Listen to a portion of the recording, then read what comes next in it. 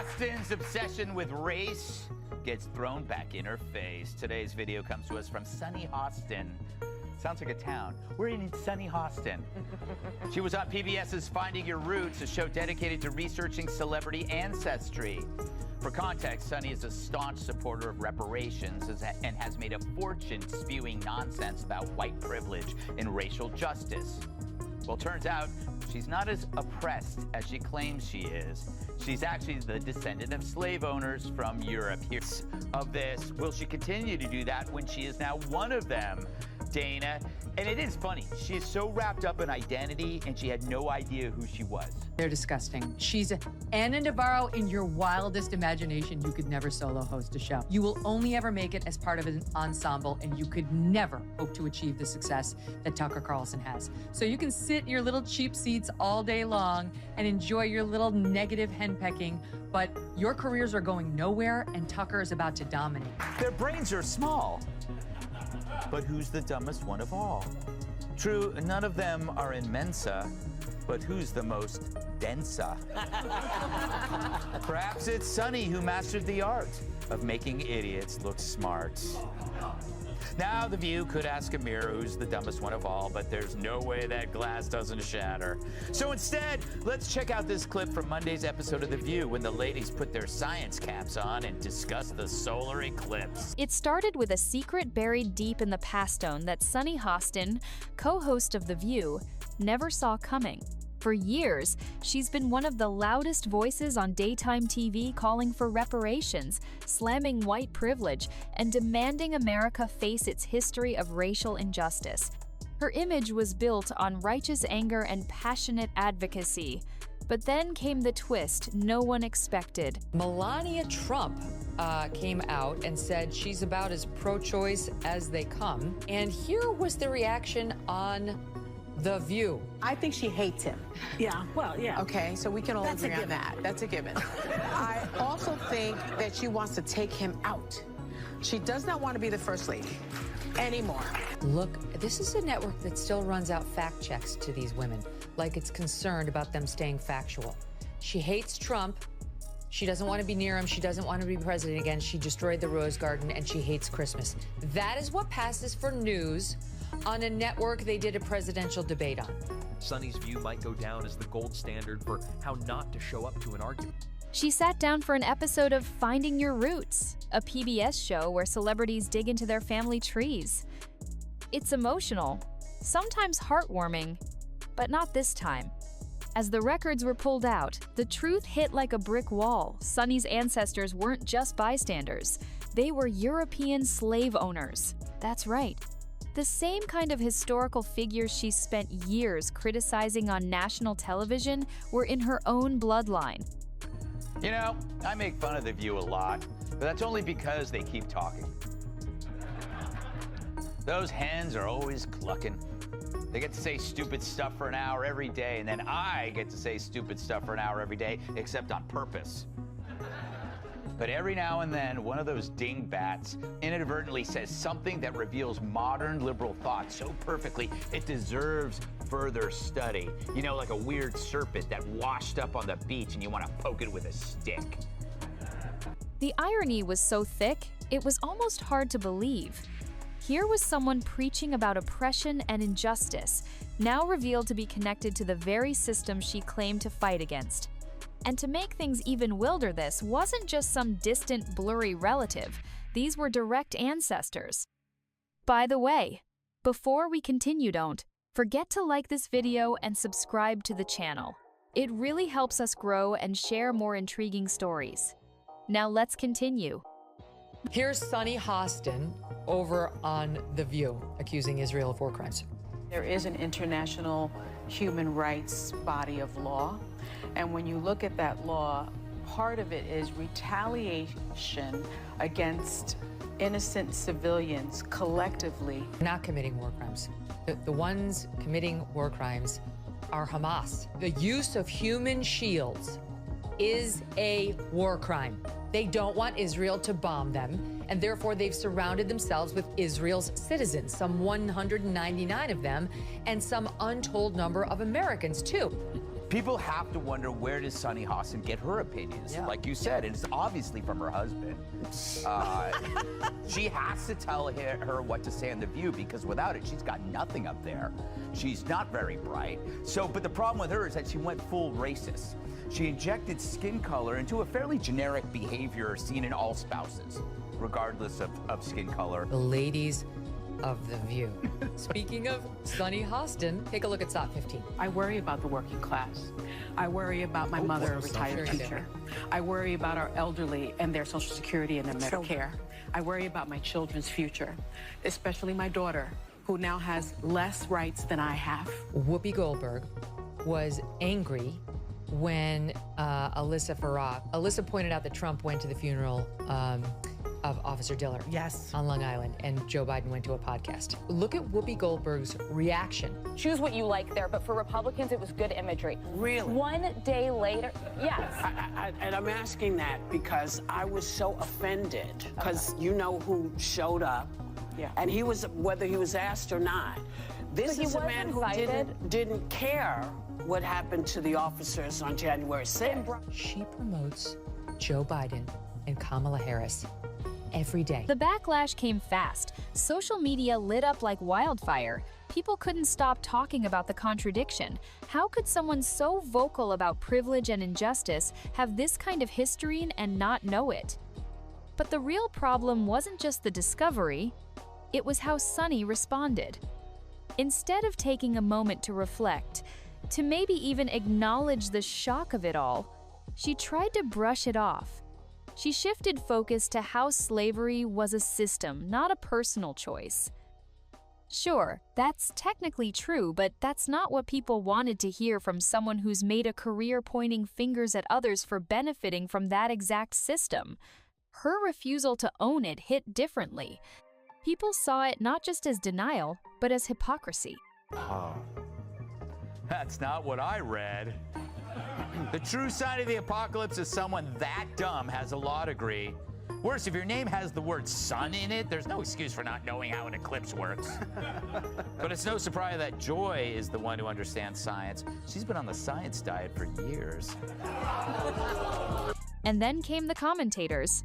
They didn't hold back. Late night clips, talk radio, social feeds, everyone had something to say. And the message was clear. If you're going to speak on moral high ground, you better be ready to look in the mirror too. Sunny wasn't. She stood there, on her platform, trying to keep her image intact while the foundation cracked beneath her. What made it worse? The timing. This wasn't years into the past being reevaluated. This was a woman currently on air every week, still calling for others to examine their privilege while avoiding her own. It wasn't just a bad look. It was a credibility crisis. And that's when Greg Gutfeld stepped in. He didn't just criticize dismantled.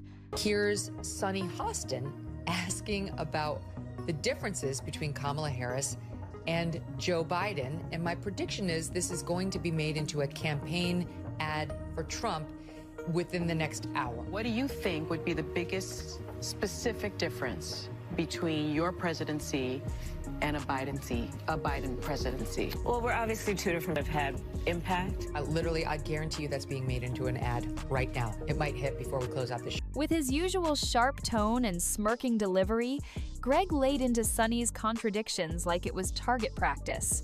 He mocked her obsession with race and identity, saying she was so wrapped up in pointing fingers, she forgot to look at her own roots. He called out the irony of someone preaching about privilege, only to find out she came from it. He didn't stop there. He tore into The View as a whole, calling it a daily parade of clueless commentary, and dubbed Sunny the most dense of them all. Whether you agree or not, he delivered it with brutal clarity. He even compared her meltdown to a verbal judo throw, like watching someone try to argue their way out of a mirror. Every attempt she made to explain herself just made the hole deeper. The audience? Laughing, cheering, reposting. Greg's takedown wasn't subtle, it was a roast on full blast. And while Sunny sat in that uncomfortable space between denial and deflection, Greg made it clear this wasn't just a moment of awkwardness, this was a collapse of credibility, live and loud. He wasn't trying to play nice. He was out to expose what he saw as the double standard one that millions of viewers were now seeing for themselves. But it wasn't just Greg. Megyn Kelly jumped in too, and she came with precision, not jokes. While Greg roasted Sunny with sarcasm, Megyn dissected her like a surgeon. Calm, steady, no theatrics. She went point by point, challenging every excuse Sunny gave for trying to downplay her family's involvement in slavery. When Sunny tried to shift the conversation to systems and context, Megyn shut it down with a single line. You can't rewrite history just because it doesn't fit your narrative. That moment hit hard. It wasn't just a rebuttal, it was a warning. If you build your platform on truth and justice, you can't cherry-pick which truths you accept. Sunny was visibly uncomfortable. She had no solid defensively scattered thoughts, vague justifications, and a growing sense of panic. And while Megyn stayed composed, her words were like hammers. She made it clear this wasn't about feelings. This was about fact. And the most painful part for Sunny? Her co-hosts. They couldn't even jump in to save her. No passionate defenses, no sisterhood of support, just awkward glances and tense silence. You could feel it like a moment where everyone in the room realizes the ship is going down, but no one wants to say it out loud. Sunny wasn't just getting criticized, she was getting exposed. And then came the moment everyone was talking about the View's awkward reaction. You'd expect some kind of support from her fellow co-hosts, right? Nope. The tension was thick. You could see it in their faces. Whoopi, Joy, Alyssa, they weren't defending her. They were shifting in their seats, exchanging nervous glances, waiting for the segment to move on. No one wanted to touch it. Sunny kept talking, trying to explain, but the words didn't land. It wasn't that she said anything outrageous, it's that she didn't say anything meaningful, nothing that showed self-awareness, nothing that acknowledged the weight of what was revealed. Instead, she looked like someone clinging to a script that no longer made sense. The conversation limped forward, but the damage was done. Viewers weren't focused on the next topic, they were still stuck on the bombshell, and the silence from the other hosts said more than any words could. It was that classic, we've all been caught off guard and don't know how to handle this moment, live on television. This wasn't a group united, it was every woman for herself. And Sunny? She was left hanging in front of millions, trying to keep her composure while everyone around her mentally checked out. The discomfort was real, the credibility crumbling. And just when things couldn't get worse, the internet did what it always does, it exploded. Twitter, Instagram, Facebook, TikTok, everyone had something to say. The clips from Finding Your Roots and The View went viral. Memes, reaction videos, side-by-side comparisons of Sunny's past statements and her newly uncovered ancestry flooded every platform. But this wasn't just a social media frenzy, it was personal. People who had supported Sunny viewers who tuned in to hear her speak about injustice, privilege, and reparations felt betrayed. It wasn't just that her ancestors were slave owners, it was that she didn't own it. She didn't reflect. She didn't pause. She tried to keep the same energy without acknowledging the new information. That's what people couldn't handle. It wasn't the history, it was the hypocrisy. Comment sections were brutal. So now reparations include paying yourself? One person wrote. Another asked, will she call herself privileged now? Even supporters who wanted to give her grace were disappointed by how she handled it. Instead of transparency, she gave deflection. Instead of humility, she gave spin. And in a time where public trust is already thin, the fallout was massive. The very foundation of her brand truth-telling, moral clarity, standing up for the oppressed was suddenly in question. And it wasn't a single headline doing the damage. It was thousands of people calling out the same thing in real time all across the internet. This was bigger than just one embarrassing moment. It opened up a deeper conversation that made people uncomfortable on every side. Because now the question wasn't just about Sunny. It was about how we all deal with uncomfortable truths in our past. Can you stand on a stage and call for justice if your own history contradicts you? Can you talk about systems of oppression when your ancestors helped build them? For Sunny, these weren't abstract questions anymore. They were staring her in the face, on national television, with receipts. Her story highlighted a problem a lot of people don't want to talk about: the messy, complicated nature of family history. Everyone loves discovering they're related to someone heroic, a freedom fighter, a civil rights leader. But what if the truth is uglier? What if your lineage isn't about resistance but power? Sunny had spent years telling America to confront its past. Now she was being asked to do the same, and instead of showing how it's done, she fumbled. She didn't lean into the discomfort. She dodged it. That's what turned this into a bigger scandal. It wasn't just about ancestry. It was about integrity, about how people respond when the story they've built starts to collapse.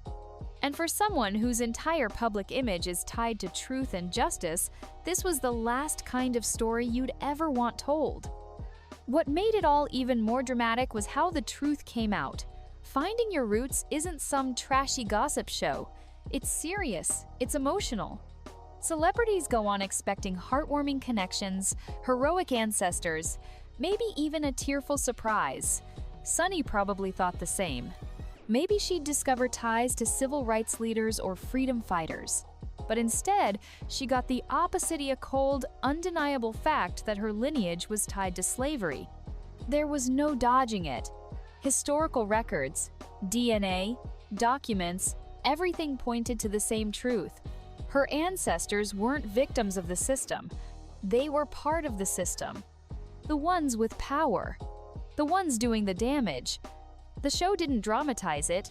They presented the facts and let them speak. But that silence said more than any words ever could. This wasn't just a crack in Sunny's image, it was a full-on identity crisis. She built her name by fighting the legacy of oppression. She spoke with emotion, with conviction, as someone who knew what it meant to come from struggle. But now, the story had changed. And she wasn't ready for it.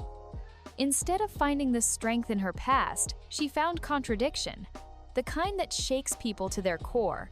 And the moment that truth was revealed, everything she'd said before started to sound different. Not because it was wrong, but because now people were wondering if she really believed it herself. On the surface, it could have been a powerful moment and opportunity to show what real accountability looks like. But that's not how Sunny handled it. Instead of embracing the chance to lead by example, she went into defense mode. She didn't take a pause. She didn't say, "I need time to sit with this." She didn't even show the kind of emotional reflection the show usually brings out in people. Instead, she tried to distance herself. She said things like, "That was them, not me," or pointed out that slavery was a system, as if that erased the personal connection. It wasn't just uncomfortable, it was disappointing. For someone who has urged others to do the work, to acknowledge privilege, to sit with discomfort, she skipped all of it. And people noticed. The message that came through wasn't strength, it was evasion. And the more she tried to explain, the worse it got. Every sentence sounded like a politician dodging a question. No sincerity, no vulnerability, just a wall of words meant to protect her image. But the damage was done. Her audience didn't need her to be perfect. They needed her to be honest. But she gave them spin, and that's what turned an uncomfortable moment into a full-blown credibility crisis. Not the ancestry, not the past, but the way she ran from it instead of facing it head-on. And the fallout didn't stay on screen, it spread everywhere.